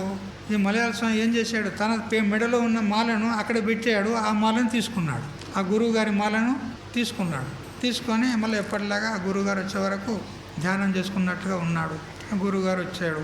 ఇక మళ్ళీ మరుసటి రోజు మళ్ళీ తెల్లారి ఇక ఇప్పుడు భక్తులందరూ వచ్చి నిలబడ్డారు అక్కడ. వాళ్ళందరికీ గంగా తీర్థం ఇవ్వాలి. ఏం శిష్య మాల తీసుకురారా అని వాడి పాత శిష్యునికి చెప్పే ఆ గురువుగారు అంటే ఆవిడ మాల తెచ్చిచ్చిన తర్వాత ఇక భక్తుడు రాగానే భక్త తీర్థం ఇస్తున్నా తీసుకో. నీళ్ళు వస్తలేవు కానీ పైగా ఇది గట్టిగా ఉంది. అరే నా మాల అయితే మెత్తగా ఉండేది, ఇది గట్టిగా ఎట్లున్నది అని ఆ శిష్యుని ముఖం చూసాడు. ఏం చేసినవురా, నాకేమరి కానీ వాడు అంటాడు కదా, ఇది పిండినా కానీ ఒక్క చుక్క వస్తలేదు, గట్టిగా ఉంది. అప్పుడు గడబడి అయ్యింది. ఇక అప్పుడు శిష్యుడు తెలుసుకున్నాడు ఆ గురువు యొక్క పరిస్థితి. పరేషాన్ ఉన్నప్పుడు గురువు ఇప్పుడు ఏం చేయాలి, ఆ గురువు యొక్క పరేషాన్, ఆయన యొక్క వ్యాకులతను చూశాడు. ఆ శిష్యుడు అంటాడు, ఇగో భక్తులారా, మా గురువు గారికి ఈరోజు ఆరోగ్యం బాగలేదు, రేపు ఇస్తాడు గంగాజలం, ఈ రోజుకు మీరు వెళ్ళి రేపు రండి అన్నాడు. అందరినీ పంపించేశాడు. పంపించిన తర్వాత అప్పుడు మలయాళ స్వామి ఆ కుటీరంలో ఉండి అతని అసలు మాలను చేతిలో పట్టుకొని ఆయనకు ఎదురుగా నిలబడ్డాడు. స్వామీజీ మీ మాల నా దగ్గర ఉంది అన్నాడు. మీ మాల నా దగ్గర ఉంది అన్నాడు.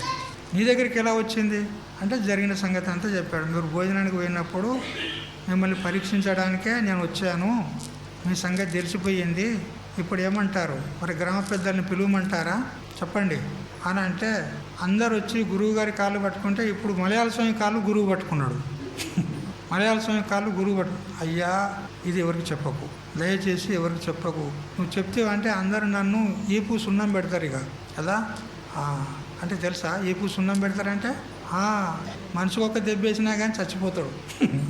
అందుకని ఎవరికి చెప్పకు అని అంటే చూడు జరిగిన పని జరిగింది, కానీ ఇక ముందు ఏ గ్రామంలోకి వెళ్ళినా కానీ ఇట్లాంటి దొంగ విషయాలు వేయొద్దు, చక్కగా చదువుకొని వెళ్ళండి, ఇక్కడి నుంచి బయలుదేరండి అని చెప్పి ఖాళీ చేపించాడు. అది గురువుల సంగతి అట్లా ఉంటుంది. కొంతమంది ఉంటారు గురువులు వేషాలు వేసుకొని వస్తారు, గురువులమంటారు, ఉపదేశం ఇస్తా అంటారు, ఏమేమో చేస్తారు. అట్లాంటివి మీరు చూసి మోసపోకండి అని సావధానం చేయడానికి ఈ దృష్టాంతం చెప్పడం జరిగింది. ఇంతటితో మన సమయం కూడా పూర్తి అయిపోయింది. ఇక తర్వాత 12వ శ్లోకం నుంచి సాయంత్రం నుంచి తెలుసుకుందాం. హరి ఓం తత్సత్. ఓం సహనావతు సహనౌ భునక్తు సహ వీర్యం కరవావహై తేజస్వినావధీతమస్తు మా విద్విషావహై. ఓం శాంతి శాంతి శాంతి.